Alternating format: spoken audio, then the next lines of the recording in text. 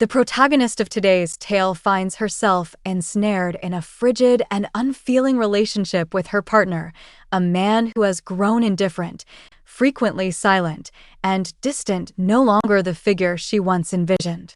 Her existence has become a profound solitude, punctuated by an oppressive quiet and a lack of physical sustenance. In this dire hour, as the rent looms and she grapples with the weight of her financial burden, the landlord presents her with an unforeseen proposition. She remains silent about it, concealing the truth from everyone. Yet, beneath the surface, a significant shift has occurred. She grapples with a heavy burden of guilt, an insatiable longing for love, and the profound ache of being disconnected from the person she once was. She pauses, convinced that you are on the brink of a grave error, or that you will be struck by a sudden recollection of the essence of being. Picture yourself in this scenario. How would you respond? There are instances in existence when an individual's quietude pierces more profoundly than the most fervent dispute. The silence hung in the air, a palpable presence forged not from the exchange of spoken words, but from the weight of unuttered thoughts lingering between them. For the first time in what felt like ages, I found myself utterly isolated in my own struggles. I had recently found myself without a job. The cafe where I had toiled for nearly 3 years suddenly shut its doors without warning. Without a hint, without a gentle dissent. On a particular day, I found myself pouring a cup of coffee. In that moment, I found myself in my modest kitchen, gazing at the bills accumulating on the table, struggling to inhale as the weight of panic pressed down on my chest. The week was drawing to a close, and with it came the inevitable reminder that rent was looming, while my savings remained a mere punchline. Just enough to perhaps manage groceries and gas, if fortune smiled upon me. My boyfriend and I were not married. We never shared a home. That notion originated with him, not me. He appreciated his solitude, claiming it was essential to maintain boundaries. Yet, after several years of encountering that term, it began to seem like yet another barrier separating us. And yet, in spite of the miles that lay between us, in spite of the countless times I had to remind myself that we were not crafting a shared existence, but merely circling one another, I still found myself reaching out to him first. Before I could even finish 2 sentences, he interrupted me. "Well, you'll figure it out," he remarked, as if I were merely inquiring about the weather rather than confessing my inability to pay the rent. "You consistently do." I swallowed with such intensity that it caused a sharp pain. "I was wondering if you might be able to assist me this month." "I would not," he sighed, and I could hear the rhythmic tapping of his fingers against something, lost in thought. "Is it truly my obligation, though? You possess a remarkable sense of independence. You consistently express that sentiment." I felt an overwhelming urge to scream, not due to his error, but because he wielded my own words as weapons against me. I embraced my independence. I had consistently taken pride in that aspect of myself. Yet, a distinction exists between embracing independence and being abandoned to flounder in solitude. The call concluded with one of those uncomfortable silences where neither of us quite knew how to bring the conversation to a close. He muttered a vague farewell before ending the call. I lingered in silence, the phone still held to my ear, despite the fact that the line had fallen silent. The apartment exuded a chill that night, a void that transcended the mere absence of furniture. Perched on the floor beside the window, I drew my knees close to my chest, observing as the streetlights flickered to life, one after another. The city beyond continued its relentless pace, as though my minor unraveling held no significance whatsoever. The hour was late when I first heard the knock echoing through the stillness of the night. Calm, composed, and unwavering, I brushed my face with the fabric of my sweater's sleeve and hoisted myself up from the ground. As I swung the door open, there he stood, right before me. The individual who oversees my rental property. He exhibited a constant politeness, a courteousness reminiscent of older men who seem to understand that their very presence occupies more space than it ought to. He stood tall and broad-shouldered, his dark skin glistening in the light, while his eyes held a depth that suggested they observed far more than they revealed. His voice exuded a serene steadiness, each word carefully chosen. He never lifted it. "Apologies for the late interruption," he remarked with a single nod, merely checking in on the status of the rent. The words sent a chill through me, causing my stomach to plummet. I must have appeared utterly disheveled. Crimson eyes, tousled locks, still wrapped in the baggy sweater I had donned that morning, unable to muster the energy to care. "I am acutely aware of the impending deadline," I managed to utter, my throat constricted. "Have I lost my job?"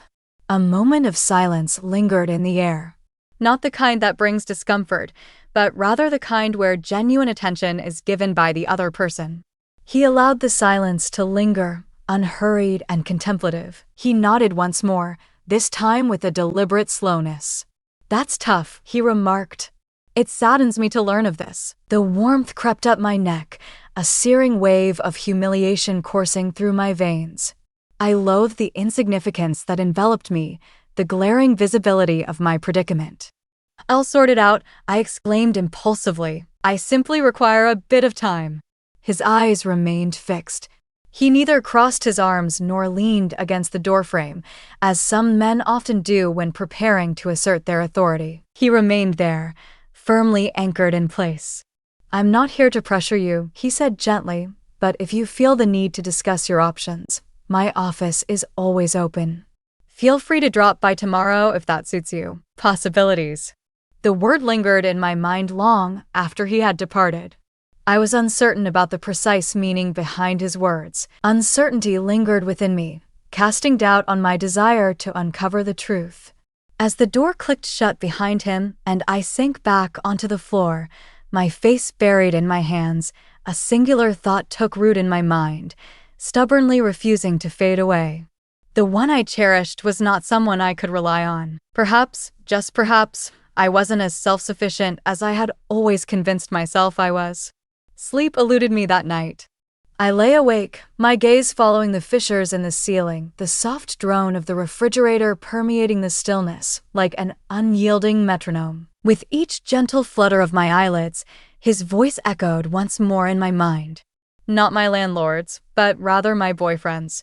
Those few simple words, tossed my way with such nonchalance, echoed like loose coins rattling in an empty jar. "You will find a way to navigate through this." As though that were sufficient. It was as though that was the very essence of support itself. By morning, the ache in my chest had transformed into something colder, more piercing. I navigated the day's tasks with a sense of obligation rather than desire. Showered in a haze, the water's touch eluding my senses, I threw on some clothes indifferent to the choices I made. Denim and a faded tee. Hair gathered gently, a soft caress from the brush barely evident. The reflection before me revealed the truth of my weariness. The notice on my fridge regarding the rent deadline loomed over me, a silent menace demanding attention. It filled me with a deep-seated dread, causing my hands to shake uncontrollably at the mere sight of it. The mere idea of reaching out to my boyfriend once more for assistance loomed over me like an insurmountable obstacle, evoking a deep sense of humiliation. Yet, above all, I loathed the oppressive sensation that the dialogue would unfold in precisely the same manner as it had the previous evening. Visiting my landlord's office was not part of my agenda. I made a promise to myself that I wouldn't. I resolved to find my own way, just as it appeared everyone anticipated I would. Yet, amidst the restless pacing of my apartment and the repetitive glance at my bank account, I discovered myself reaching for the lipstick. Dim and scarcely perceptible, just sufficient to give me the illusion of effort. Before stepping out of the apartment, I found myself changing my shirt twice. Unadorned attire, devoid of any indication that I placed significant importance on my appearance. Yet, the reality was that I truly did care. I found myself caring more than I was willing to acknowledge. His office lay merely a few blocks distant, nestled discreetly behind a quaint row of shops. I had strolled by it countless times, never feeling the urge to step inside. The door stood ajar, gentle melodies wafting softly from a radio perched on the desk. He sat there, amidst a chaotic array of papers, engrossed in the contents of a towering stack. As he lifted his gaze and caught sight of me standing there, a smile did not immediately grace his lips. He merely nodded, gesturing for me to enter. "You made it," he said, his voice steady and calm. I nodded, my throat constricted, rendering me unable to respond adequately. I took my seat opposite him, a wave of nostalgia washing over me, reminiscent of being 12, anxiously awaiting a teacher's reprimand for my late homework submission. "Apologies for my sudden appearance," I finally uttered, the weight of the words pressing down more than they ought to have. He reclined a bit, his hands poised on the chair's arms, his gaze fixed on me, serene and composed. "I mentioned that you're always welcome to come by." I gazed at my hands, fingers intertwining softly in my lap. I wished to hold back the tears. I had already indulged in that the previous night.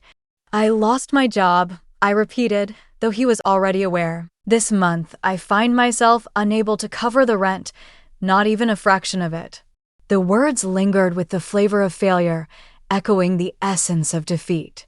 Their sound was grating, yet they held an undeniable truth. He nodded slowly, his gaze fixed on me with an unwavering intensity. His expression held no judgment, merely an attentive ear. "I appreciate your honesty," he said after a brief pause. "The majority of individuals fail to engage in such actions." Another pause lingered between us, stretching out to a weighty silence that felt more inviting than oppressive, as if he were offering me the room to share more if I chose to do so. "I've been searching for employment," I added hastily, my tone slightly more defensive than intended. "I refuse to remain idle, passively awaiting assistance." He replied softly, "I didn't assume you were." The heat began to rise at the nape of my neck once more, an all too familiar tide of shame that I struggled to suppress. I loathed my presence in this situation, despised the very notion of requiring assistance. "I don't anticipate you granting me a free pass," I remarked, fighting to maintain my composure. "I understand that this isn't the way it operates." He refrained from arguing, choosing instead not to deepen the weight of my already heavy heart. He leaned forward ever so slightly, intertwining his fingers on the desk that lay between us. "What if we discovered an alternative approach to address it?" he inquired, his voice gentle. I blinked, my mind racing to grasp his meaning. The words lingered in the air, neither suggestive nor heavy, simply bare and unadorned. Yet, there was an unmistakable quality in the manner he articulated those words, an essence that felt intentional, measured. I acknowledged her words, yet a familiar tension began to coil within my chest. At first, he remained silent, simply holding my gaze calm and steady, yet tinged with a subtle curiosity, the sort that invites you to fill the silence on your own. At last, he spoke, assuring her, "There's no pressure. I'm not requesting anything beyond your willingness, yet we both understand the circumstances you face. If you're open to it, perhaps we could establish a private agreement between us." The space seemed to shrink in an instant, the atmosphere growing denser. His words lacked vulgarity, they were not even remotely explicit. Yet, I grasped his meaning entirely. I hesitated to voice my thoughts immediately. I was unable to. My thoughts surged with a frantic energy, grappling to comprehend the tumultuous ground that seemed to shift beneath me. I began to speak, yet my voice faltered before I could complete my thought. He inclined his head, a deliberate motion, measured and unhurried. He remarked, "Only if it's something you'd be willing to contemplate. The door remains ajar, should you choose to enter. I give you my promise." I remained motionless, time stretching endlessly, my heart thundering in my chest, a sound I feared he might detect. I ought to have risen from my slumber. I ought to have walked away. Yet I did not.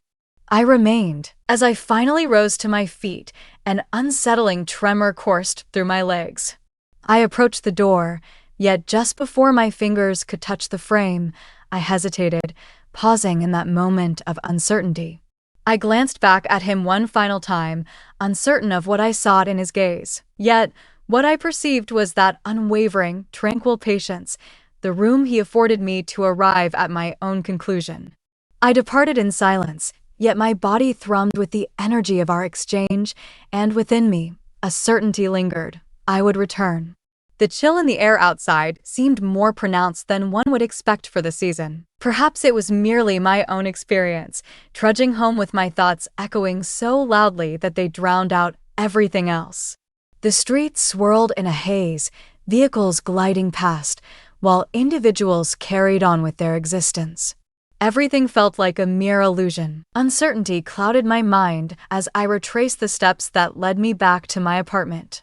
I unlocked the door with a sense of detachment, let my keys clatter onto the counter, and found myself standing in the center of the room as if the familiar had become foreign. A single conversation possesses the uncanny ability to reshape the very contours of your thoughts. I found myself revisiting it repeatedly, listening to his voice, sensing the heaviness of his words as they nestled deep within my chest. Perhaps we could come to a discreet understanding. Nothing aggressive, nothing harsh, merely a calm and intentional potential. I convinced myself that anger was the appropriate response. I insisted that I ought to experience disgust, humiliation, and offense. Yet, the undeniable reality I could not escape, regardless of my efforts, was that I felt none of those emotions. I experienced a profound sense of recognition. And I loathed myself for that. The most troubling aspect wasn't the proposal itself. The most troubling aspect was the effortless clarity with which I envisioned myself agreeing. I dedicated the following 2 days to evading my phone as if it were a creature poised to strike. I refrained from calling my boyfriend. He also failed to reach out to me. He exhibited no immediate worry, no inquiry into my well-being, nor any continuation of the discussion we had shared that evening. He had already moved on. I was certain of it. Returning to his routine, his appointments, his realm where I was merely an ornament he could set aside when the weight of it all became too burdensome. And yet, a tiny fragment of my being, the foolishly optimistic part, lingered in anticipation for him to reach out regardless. A faint glimmer of hope lingered, a notion that he could astonish me, that he might take the step I had been too timid to request, to truly care enough to be present. Yet, his silence resonated more profoundly than any spoken words could convey.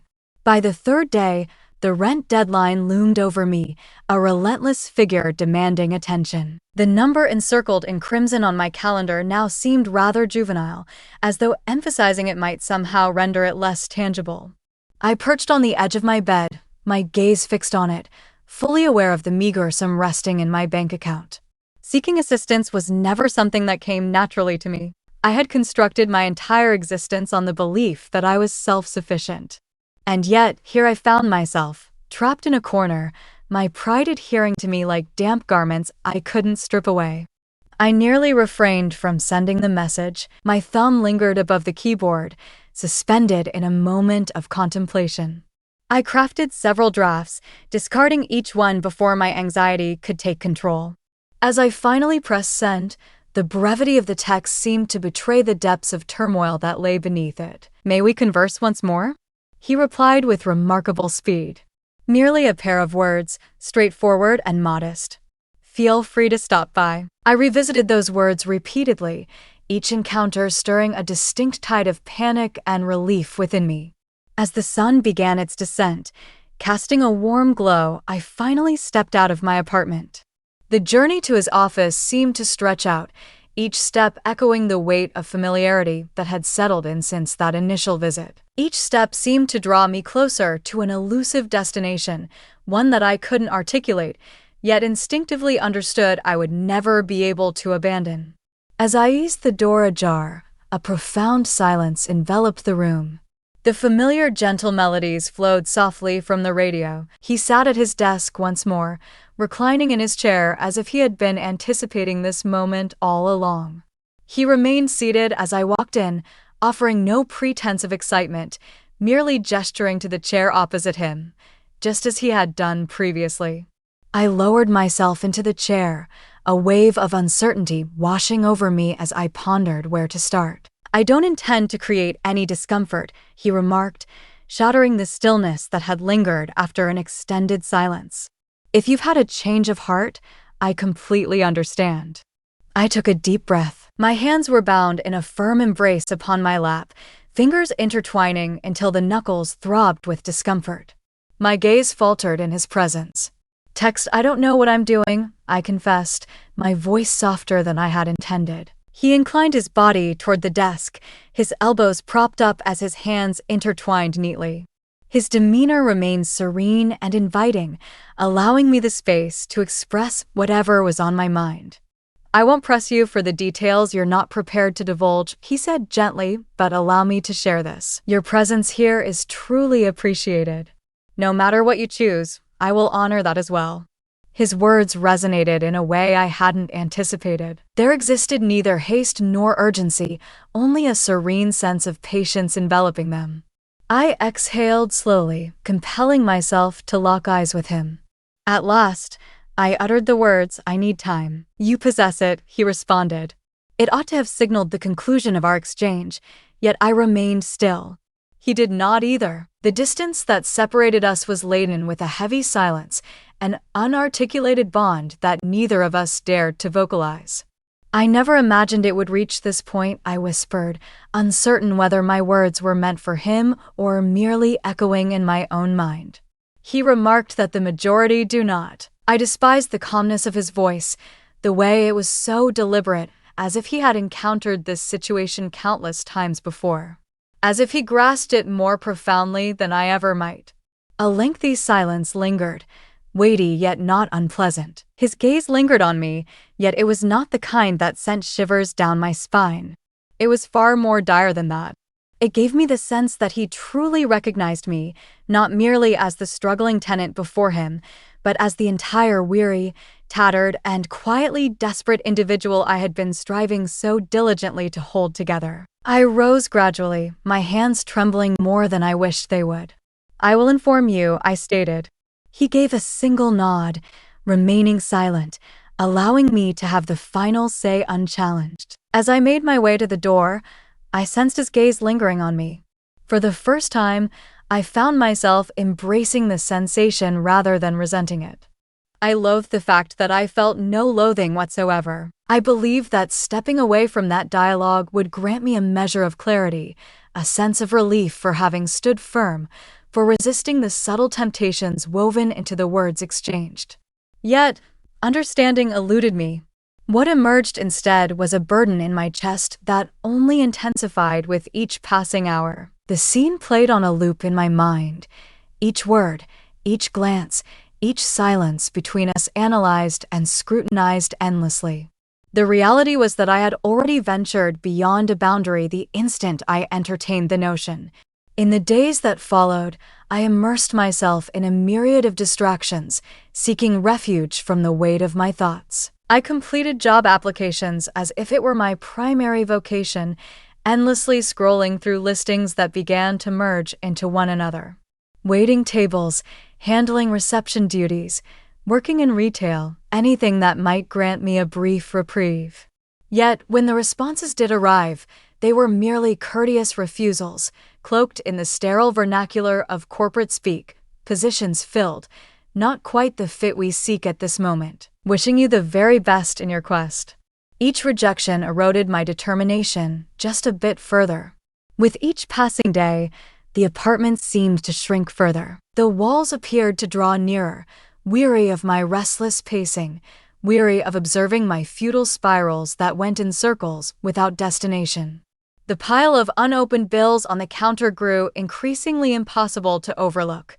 The crimson ink of the rent notice loomed ominously from across the room, a silent accusation, while my boyfriend remained unresponsive. There were no calls, no check-ins, not even a casual text to inquire about my well-being. In those initial days, I convinced myself that he was merely granting me space, perhaps believing that I required time to navigate my own thoughts and emotions. Yet, as the week wore on, the conviction began to wane. The distance that lay between us was not fleeting. It was a structural element, a defining feature rather than a flaw. I began to observe truths I had previously been reluctant to acknowledge. So frequently did our dialogues revolve around his existence, his profession, his burdens. How infrequently he inquired about my own. He brushed aside my concerns with swift, hollow reassurances, as though compassion were a commodity he dispensed sparingly, saved exclusively for emergencies that aligned with his own sense of ease. It seems that financial troubles were not deemed sufficient. As I lingered in that realization, my anger intensified. Not directed at him, not just at him, but also at myself. For clinging so fervently to the notion of who we were meant to become. Endlessly waiting, perpetually hoping for him to meet me in the middle. On the fourth night, as I sat cross-legged on the floor with a bowl of cereal that I lacked the appetite to finish, my phone suddenly illuminated the dim room. Not from him. Not the message I had been feigning indifference towards, yet secretly yearning for. The message originated from my landlord. "I trust this message finds you well. I'm reaching out to see how things are going." 7 straightforward words. Nothing particularly dramatic. Nothing implied. Yet, they pried open a part of me that I had tightly sealed away, gripping it with both hands. The sheer generosity of it. The mere gesture of another inquiring about my well-being, devoid of any subsequent judgment or unsolicited counsel. It stole the breath from my lungs. I chose not to reply immediately. I gazed at the message for what felt like an eternity, revisiting each word until they began to meld into a haze of meaning. My fingers danced above the keyboard, hesitating as I crafted and discarded a myriad of responses. When I finally responded, it was devoid of any cleverness or defensiveness. Only the truth. I find myself in a less than favorable state. His response arrived with remarkable speed. "Should you wish to converse, I am at your disposal." It lacked any hint of flirtation. "Take your time." Merely an unbarred entrance. Anticipating. Uncertainty lingered as I slipped on my shoes and reached for my jacket. I reassured myself that this was merely a moment to clear my thoughts. "Shall we take a stroll?" Nothing further. Yet my feet seemed to possess a wisdom of their own, guiding me forward long before my mind could comprehend the path ahead. I approached his office without a moment's pause. The illumination persisted in its glow. The gentle radiance spilling onto the pavement imbued the space with a warmth that seemed almost unwarranted. I lingered outside far longer than necessary, my hands buried deep in my pockets, urging myself to pivot and return home. Yet my body remained anchored in position. Then, after some time, as though he had felt my presence through the barriers, the door swung open. He appeared unfazed by my presence. "Step inside," he murmured softly. I entered the room, my heartbeat thundering in my ears, certain he could hear it too. The air was imbued with a subtle aroma of coffee mingling with the essence of aged timber. The familiar melody drifted gently from the radio, weaving a sense of comfort into the air around us, a sensation I questioned whether I truly merited. I remained on my feet, wary of the vulnerability that sitting might invite. I did not arrive here for the purpose of beginning, yet the words seemed too burdensome to complete. He gave a single nod. "Gradually, I am aware." A fleeting moment, yet unmistakable when our gazes intertwined, revealing a depth that transcended words. Acknowledgement, comprehension. Whatever it was, it constricted my throat with such intensity that swallowing became a near impossibility. I exhaled a breath I hadn't known I was keeping inside. I simply confessed my weariness. "Then sit," he said, gesturing toward the chair opposite him. I certainly did, gradually, with great care. The simple act of sitting down could, in some way, render everything more tangible. For a time, our words fell silent. The stillness that enveloped us held no discomfort. It felt more like an invitation, room to exhale. I stand by my previous words. He ultimately made the offer. "I won't impose any pressure on you. No matter what unfolds in this moment, the decision rests with you." I inclined my head, my gaze anchored to the ground. I found myself unable to meet his gaze. Yet, in the stillness that ensued, I sensed the heaviness of his gaze upon me. Non-intrusive, unassuming, simply present. In that fleeting instant, I became acutely aware of the time that had passed since someone had gazed upon me in such a manner. A particular stillness exists that requires no utterance. A silence that lingers between two individuals, where all unspoken words float in the atmosphere, waiting to be acknowledged. Anticipating. The silence enveloped the room as I sat opposite him, my fingers clutching the chair's edge as if it could anchor me to the ground. I reassured myself that my presence was solely for the purpose of conversation. I sought a listener, someone to truly understand my words, truly listen to me, free from the burdens of expectation. Yet, that was not the complete truth. The instant I swung that door open, I knew I had stepped into uncharted territory. As I stepped into his office, a weight of unspoken thoughts lingered on my tongue. He observed me as one might gaze at a flickering flame, uncertain whether to extinguish it or let it burn on. Serene, unwavering, conscious of the peril yet resolute in facing it head-on. I felt compelled to refuse him. I wished to express that I was not that type of woman, that I lacked the ability to accomplish the task we were both approaching with such caution. Yet the truth resonated too powerfully within me to dismiss. I grew weary of the constant effort to maintain my composure, weary of the facade that equates strength with solitude, weary of lingering in uncertainty, hoping someone would deem me worthy of their presence. As I finally lifted my gaze to meet his, I remained unflinching. I refrained from offering an apology. The silence became my voice. He rose, gliding with the familiar, understated assurance I had learned to identify in him, and traversed the brief distance that separated us. His steps carried no sense of urgency. There's no urgency to bridge the gap. He came to a halt as he approached me, positioned in such a way that the warmth of his presence enveloped me, yet our skin remained unbroken by contact. Yet he lingered, perpetually in anticipation, allowing me the freedom to decide. I did not express my agreement. I was not obligated to. I extended my hand, my fingertips grazing the texture of his sleeve, sensing the strength that lay beneath it. That subtle, intentional gesture shattered the final remnants of defiance within me. I rose to my feet. Unhurried. Proceed with caution. My body acted before my mind had the chance to intervene. A fleeting instant, a solitary pulse of doubt, lingered, beckoning me to retreat. This could easily be dismissed as a misguided notion, a product of sheer desperation. However, I chose not to. Instead, I bridged the distance that separated us, leaning in closer, my lips meeting his in a soft embrace. It lacked softness. It was resolute. It was a hunger that only the depths of loneliness could evoke.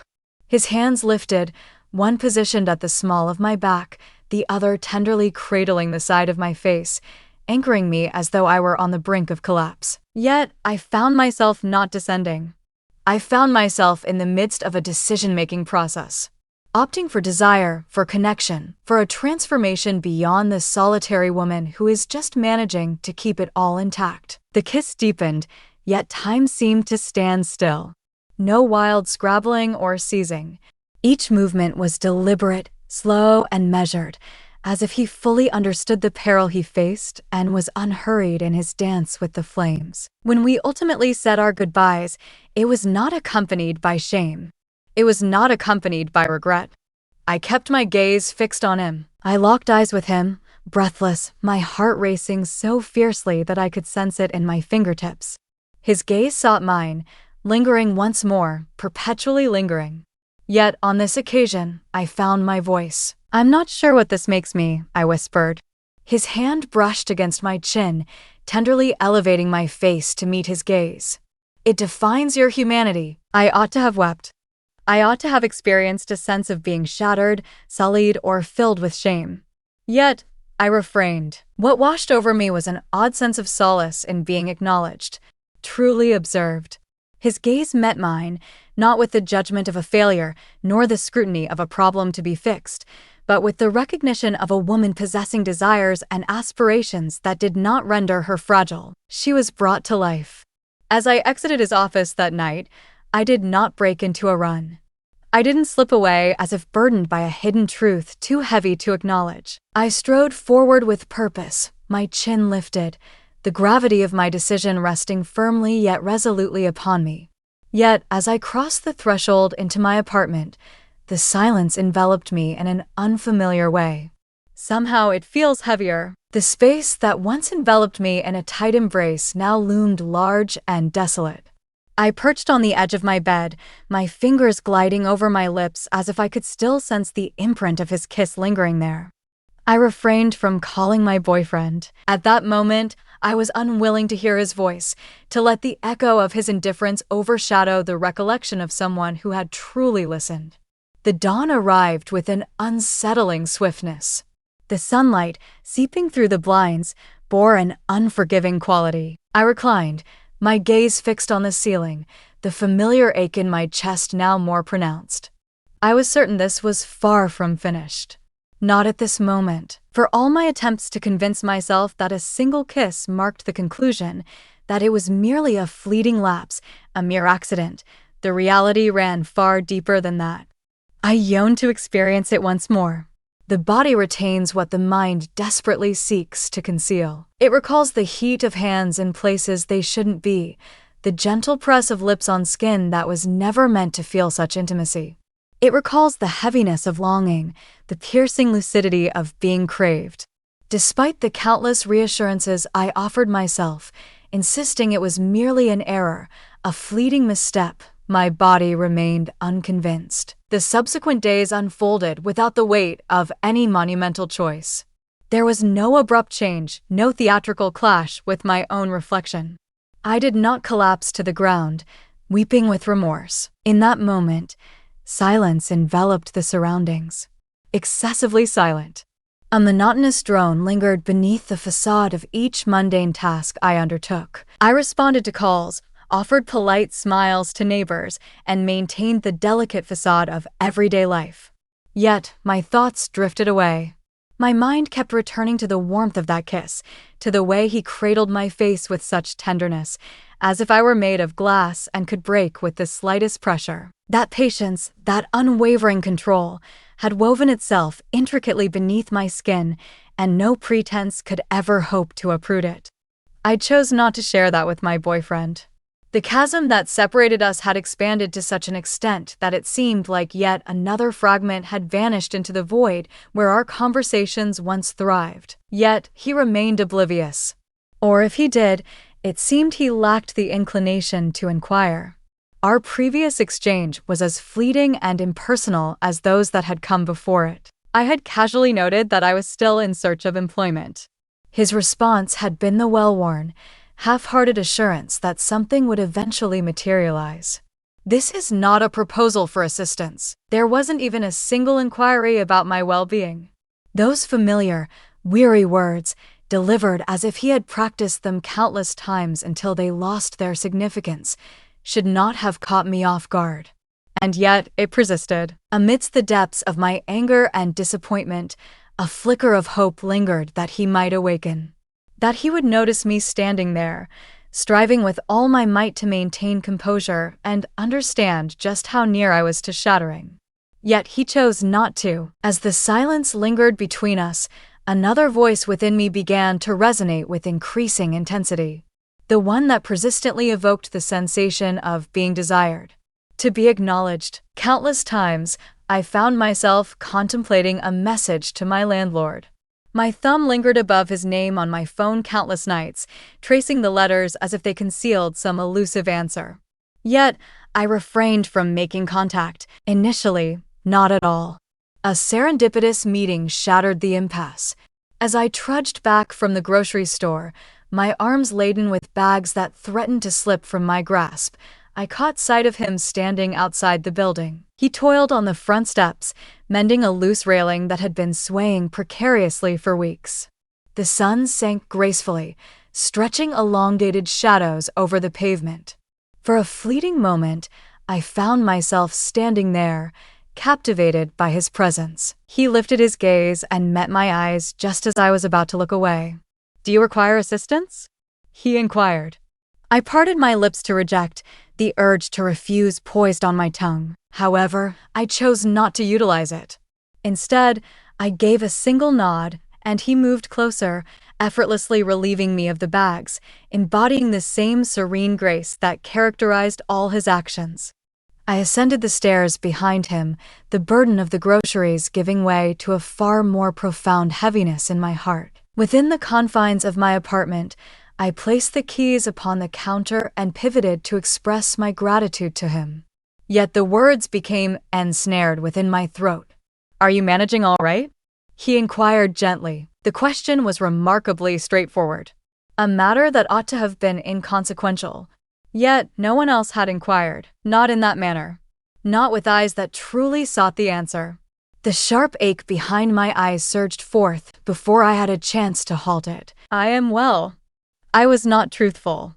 My voice, so delicate, seems almost unbelievable. He chose not to confront me about it, did not exert pressure. He offered a single nod, his eyes unwavering as they locked onto mine. A lengthy silence enveloped the room. A moment when the silence speaks volumes, surpassing the power of words. Uncertainty lingered in my mind. Was it the ache of solitude that drew me near, or was it the slow disintegration of my pride, buckling beneath the burden of it all? Yet, as I approached him, I found myself unable to halt my advance. And when he remained still, I understood he would not depart. The kiss this time was not hurried. It was not in need of sustenance. The pace was languid. Consider with intention. A kiss that poses a question, lingering in the air, patiently awaiting the response to unfold. His hands moved with precision, following the contour of my jaw, the gentle arc of my waist, as though he sought to etch my form into his memory. I allowed myself to surrender to it. I allowed myself to embrace the way his touch eased the pain in my chest, even as it intensified the guilt coiled tightly within my stomach. As I withdrew, gasping for air, my gaze remained steadfast. "I shouldn't be here," I murmured, yet we both understood it was a falsehood. I found myself precisely in the place I had longed to be. He remained silent. He made no effort to sway my opinion. He observed me in silence, his patience unwavering, just as he always had. He mentioned it, I am aware. And in some inexplicable way, that only deepened the situation, for the reality was, he was not the one pursuing this. I was indeed. All along, the choice had belonged to me. There exists a perilous allure in the sensation of being desired, especially after enduring an extended period of invisibility. It seeps into your very being, occupying the empty spaces you've grown accustomed to overlooking and establishes its residence within. I repeatedly reassured myself that I remained in command, that the situation was not as it appeared. Control is a curious concept. You believe you're in control, yet by the moment you grasp that the reins have eluded your grasp, the harm has already been inflicted. In the wake of that night, silence enveloped our connection. Silence reigns. No calls, no texts, no enigmatic messages lingering on my phone. He failed to appear at my doorstep. There was no necessity for him to do so. The stillness transformed into an irresistible lure, drawing me nearer with each passing day. The more he remained silent, the more the urgency within me intensified. It astonished me, the depth of my desire for him to make the effort, to pursue me, to bridge the gap that lay between us. Yet he chose not to. The lack of pressure only exacerbated the situation. He was acutely aware of his intentions. It took merely 3 days for me to shatter the silence I had imposed. The note I conveyed to him was succinct, uncomplicated. Only a single line, yet it bore a weight far greater than one might expect. "Are you back at your place?" The response was not immediate. It arrived hours later, as the sun dipped below the horizon, painting the sky in gentle hues of purple and blue. His response was as subdued as the inquiry. Indeed, no promises were made. There are no invitations, merely the term, abandoned in that moment, challenging me to determine my next move. Another hour passed in stillness before I allowed myself to stir. I repeated to myself, time and again, that I would not go. I was meant for more than this, more resilient than this. Yet the deception grew fragile in my grasp, and, before long, it disintegrated completely. I stepped out of my apartment, my mind wandering, hardly pausing to consider the attire I had chosen. Casual denim paired with a sleek black top that embraced my form just a touch too snugly. My sleeves rolled up, revealing my forearms to the world. I reassured myself that it was of no consequence. I wasn't dressing for his gaze. I was not adorning myself for the gaze of another. As I strolled past, my gaze fell upon my own reflection in the window. Even I found it hard to accept the deception. The journey to his abode seemed to stretch endlessly, far beyond what one would expect. Every step taken was intentional, as if the gravity of my decision bore heavily upon me, causing me to move with a certain reluctance. Yet I pressed on. As I approached the door, I lingered for a moment, my fist poised in midair, caught in a stillness that held me captive. The apartment complex lay in serene stillness. The gentle hum of the city lingers just far enough away, creating a sense of timelessness in the air. I nearly retraced my steps. Nearly, yet the door swung open before I could seize the moment. He lingered in that position, casually resting against the frame, his arms draped effortlessly across his chest. There was no smile. There was no hint of a smirk. Those unwavering eyes fixed on me, patiently anticipating my first move.